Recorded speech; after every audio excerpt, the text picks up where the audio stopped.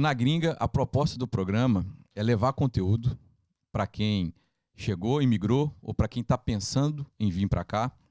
E a gente traz histórias de pessoas que estão aqui na América há muito tempo ou pouco tempo, que já têm uma passagem aqui relevante, que possa falar, possa deixar hoje uma mensagem para quem está com essa vontade de vir, de onde errou, onde acertou, por que você veio parar aqui. A gente quer saber tudo. A gente quer, igual o Hugão fala, a gente quer entender quem é o Richard, né?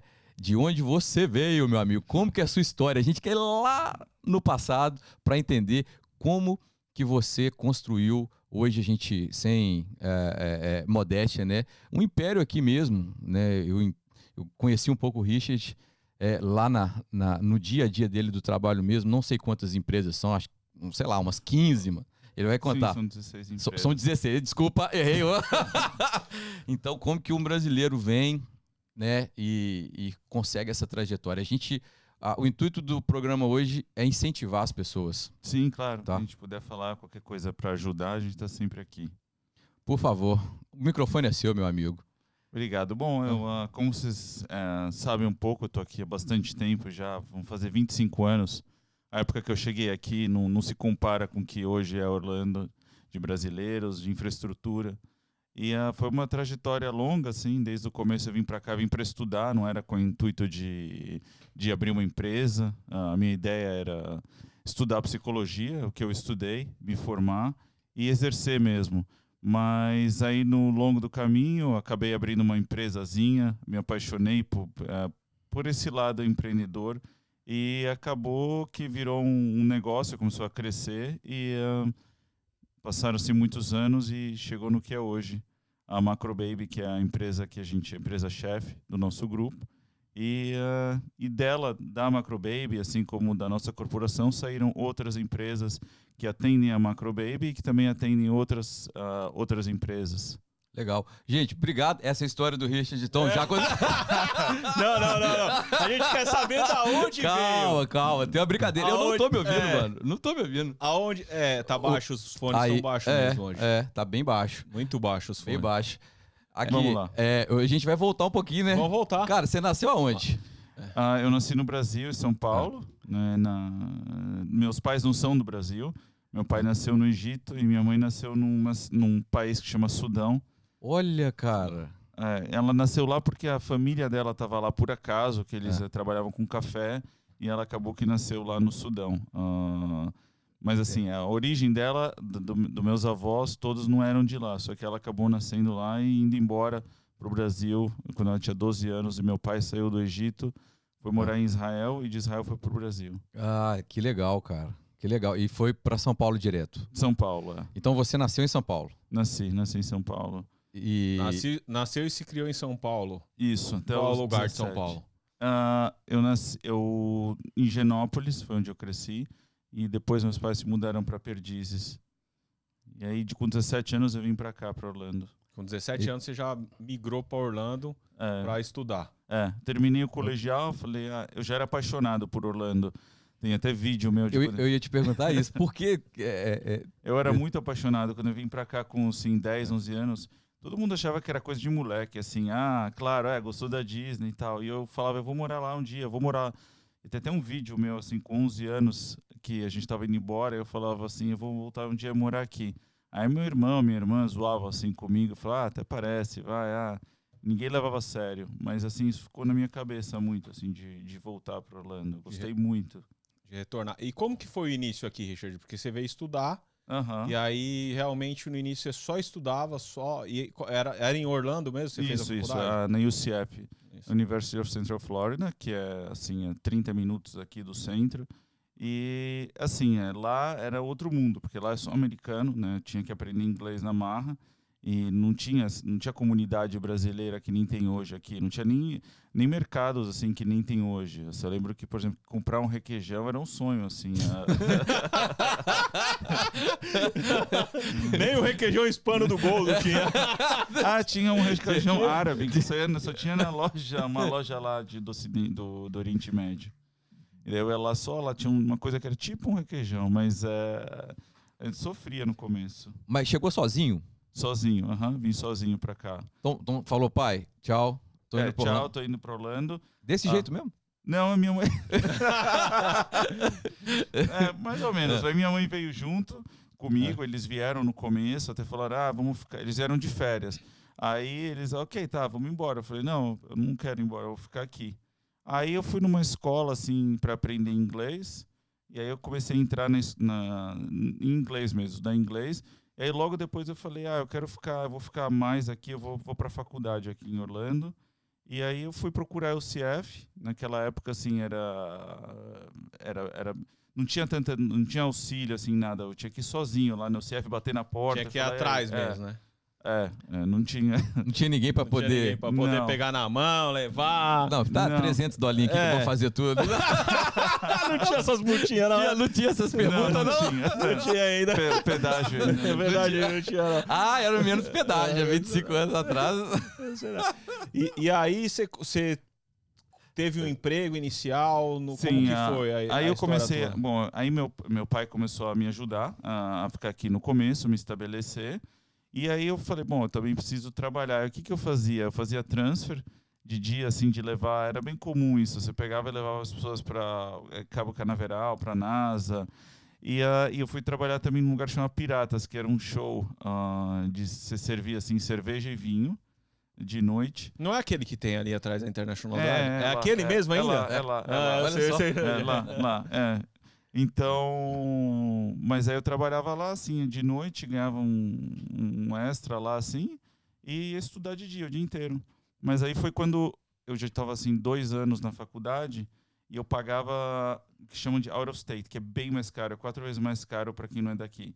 E aí eu falei, bom, se eu abrir um negócio pequenininho que seja, de repente eu vou conseguir conseguir o visto de trabalho e pagar a faculdade 1/4 do que eu quero. Então, mesmo se o business não desse certo, só a economia que eu ia ter de ter o visto de trabalho já ia valer a pena.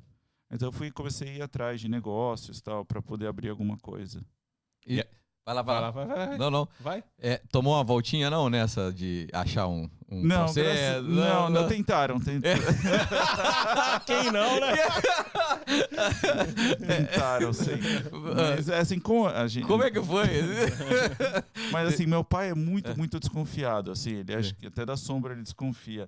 Então ele meio que embutiu isso na gente, assim, crescendo, assim, ele sempre foi muito cuidadoso, assim, de não levar golpes e tal. Não que eu nunca levei, mas assim, ele sempre tinha muito cuidado com tudo. Então, no começo, eu até que ia pegar um empréstimo e abrir um negócio maior, que depois eu descobri que ia ser a maior furada. E aí eu comecei um negócio tão pequeno que, assim, era $7.000 essa loja de mala. Então não tinha muito golpe que a pessoa podia me dar. As malas estavam lá mesmo.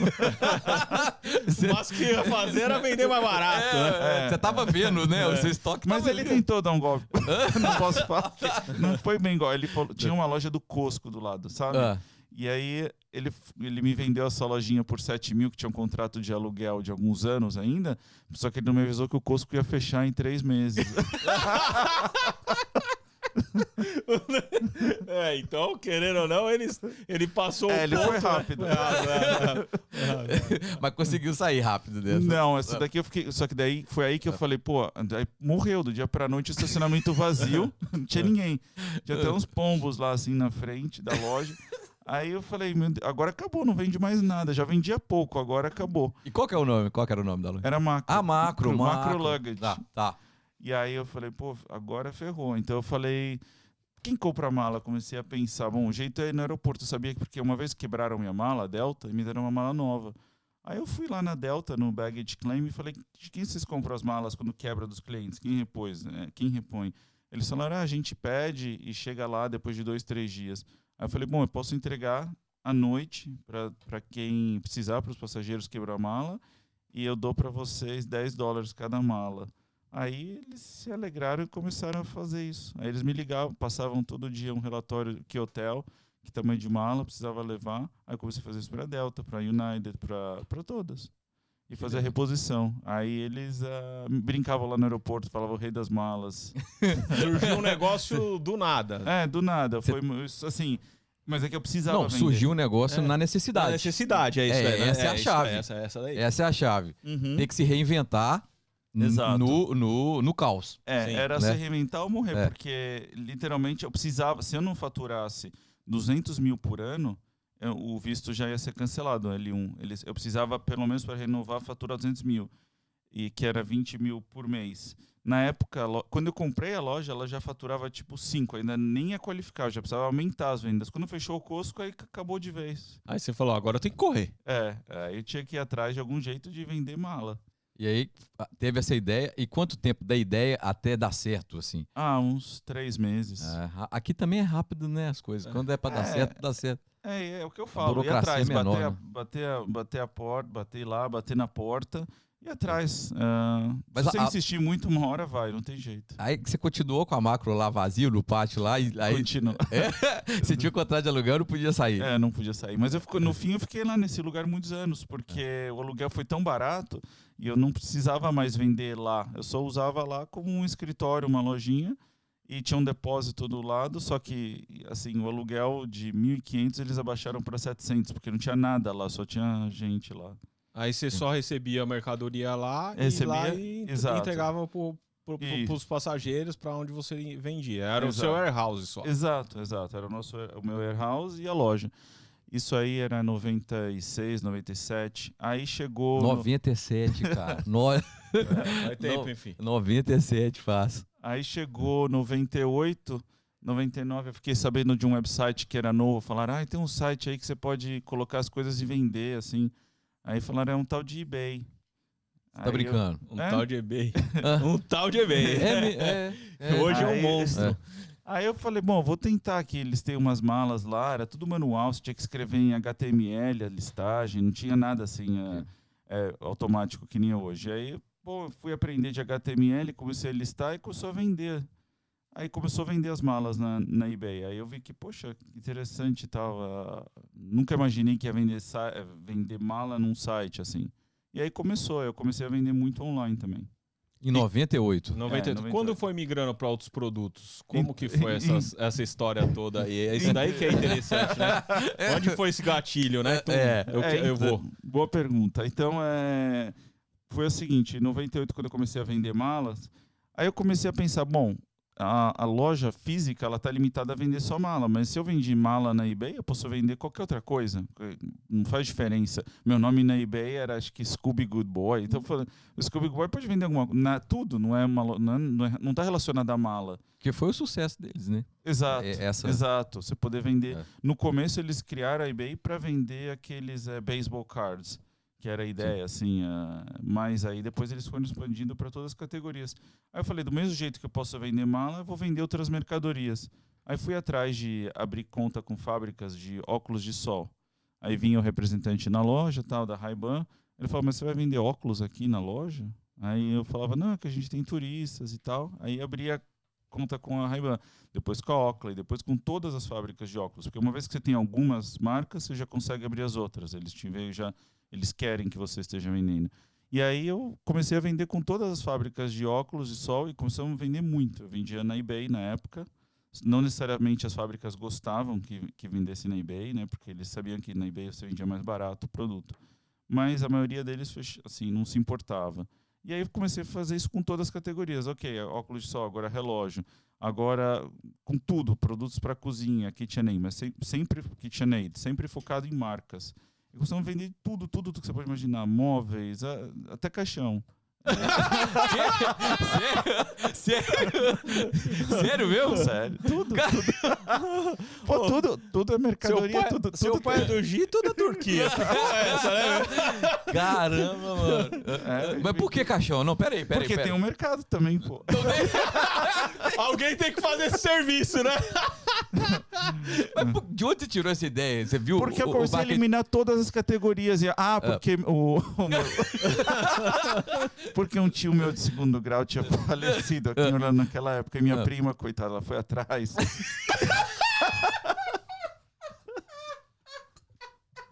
Não achou caro pra comprar. Não, era muito caro. Aí eu fui procurando na eBay e achei pra vender. Mas você teve ideia, tipo, no velório? Ali no velório, eu achava... Meu Deus! Calma. Falei, peraí, meu irmão. Pô, era 4 mil que tinha, coitada. E aí não queriam financiar pra ela e tal. Aí eu falei, bom, vamos ver se a gente acha na eBay. Aí eu achei, aí eu comprei. Aí eu falei, mas acho que tem um mercado aí. Aí fui atrás de abrir conta com algumas fábricas e tal. E começamos a vender, mas dá muito trabalho pra despachar, então não deu certo. Não sei se é bom ou ruim. E aí você foi testando os produtos? Várias categorias. E assim, atrás de... Assim, tudo que você pode imaginar. Por exemplo, facas. Cara, a Macro Baby nasceu no online, mano. Nasceu no online. Olha 100%. Só.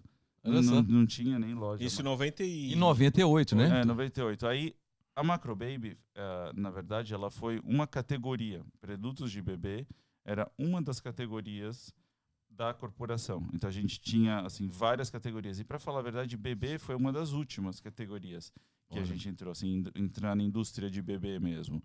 E por que foi uma das últimas? Porque tinha uma loja de bebê perto da gente, chamava USA Baby. E que eu era amigo do dono, assim, um cara muito gente boa, assim. E a gente não concorria com ele. Ele vendia mais produtos para bebê de categorias mais simples, assim. Ele tinha mais giro. E eu sempre ia atrás em coisa assim muito high-end, assim, mais top. E bebê de rico. Bebê playboy. Eu quero um bebê rico. E naquela época os Estados Unidos era muito pobre de produtos para bebê. A Europa sempre foi, em design era muito mais avançada que aqui. Até hoje se vê muito isso. E aí eu fui atrás de trazer as marcas que estavam na Europa, na Espanha. Então as grandes marcas da Europa não estavam aqui. Então eu comecei a importar esses produtos e comecei a vender na época na eBay. E começou a ter uma aceitação muito boa. E aí o que aconteceu?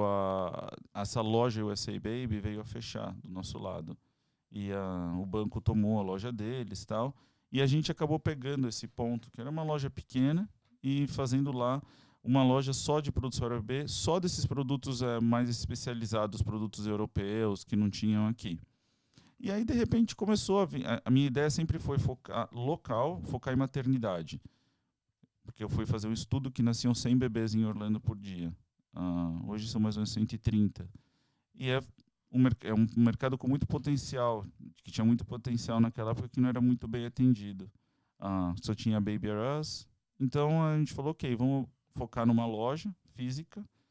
Eu ia continuar a cooperação online de todas as categorias e a loja Macro Baby ia virar uma coisa única, uma categoria que ia ter uma loja para a gente não fez isso com nenhuma outra categoria. Eu vendia de tudo, mas nunca, por exemplo, a gente vendia bicicleta online, mas nunca teve loja de bicicleta. Então, bebê, a gente falou, vamos abrir uma loja de bebê mesmo. Isso no mais ou menos 2007, 2008. Uma loja física. Isso, loja Cara, física. muito tempo depois. E já foi ali onde está hoje ou não? Não, a loja mudou 3 vezes de ponto. Pera que a gente foi de 98 para 2007. Foi. Isso. E faculdade nesse momento? Continuei estudando. Bom, terminou ou não? Terminou. Essa é a pergunta. Terminei. Depois manda a foto do diploma. Bigodou. Fala e provo. Terminei, cara. Terminei. Não, isso pra mim era muito importante, assim, por causa dos meus pais, porque eu sempre fui um péssimo aluno. Eu assim, fugia da escola, odiava estudar. E assim, eu sempre escutei assim que meu irmão era o que mais tinha estudo em casa, ele era formado na GV, e eu queria provar assim para os meus pais que assim que eu ia me formar, e meu pai sonhava assim com os Estados Unidos, então para mim ter um diploma aqui era muito importante, para mostrar isso assim para os meus pais, que tipo dá orgulho para eles nisso. Legal. E isso foi 2000 e... porque daí eu terminei, eu continuei os estudos, aí eu terminei o bacharelado, aí eu fui fazer o mestrado, mas aí eu estudava à noite. Aí eu fiz em business e psicologia, tenho 2 mestrados. Meu Deus, fez um mestrado, um doutorado, ainda fez outra faculdade ainda. E a gente querendo saber da primeira. E ainda foi criando todo o business. Né? Mas isso, que o início que é dificultoso, né? Muito. Mas é muito tempo. Porque vai cavando aqui, cavando ali, pega um produto, põe outro, não dá certo. E foi... Exato. É o que eu falo. No começo, assim, a força que você precisa colocar no business é fundamental. É que nem um avião que vai decolar. toda a força tem que estar lá, porque senão não levanta. Então, e o que acontece, eu falo com muitas empresas, é que depois que decola e já está em cruise, as pessoas não colocam mais a energia. E sempre tem que colocar, não é uma coisa que você pode colocar e depois parar e acabou esperar. Porque começa a descer de novo. Então você tem que sempre estar renovando. E nesse prazo de por que demorou tanto para ir para o físico? Porque não era o online estava crescendo muito, o faturamento do online estava crescendo muito. Então lembra que eu te falei que precisava faturar 200 mil por ano para conseguir o visto, renovar. Então no primeiro ano, naquela época, já chegou a 800 mil.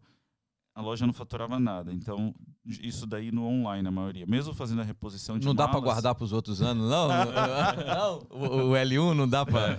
Faturei 800 aqui, eu tenho um prazo aí de 4 anos. Tem não, né? Não tem, infelizmente não. E aí foi indo assim, foi crescendo muito o online, então não tinha assim... Para que querer abrir loja naquela época de nenhuma categoria era muito atrativa. Na verdade, eu via as lojas sofrendo com os aluguéis, com tudo isso, então, e o online crescendo muito naquela época.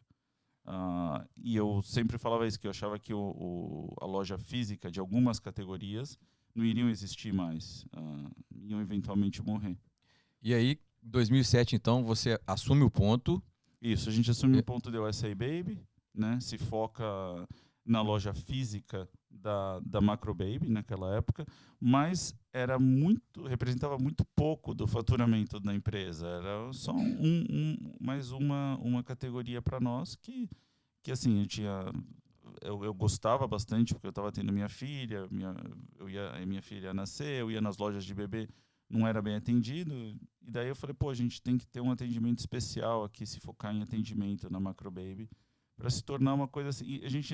E não é que precisava disso para a empresa, era uma coisa, a gente podia se dar o luxo de falar, vamos focar em atendimento, não só querer vender e empurrar produto para todo mundo. Eu ia atrás de produtos que eu gostava também, então o foco sempre foi atendimento.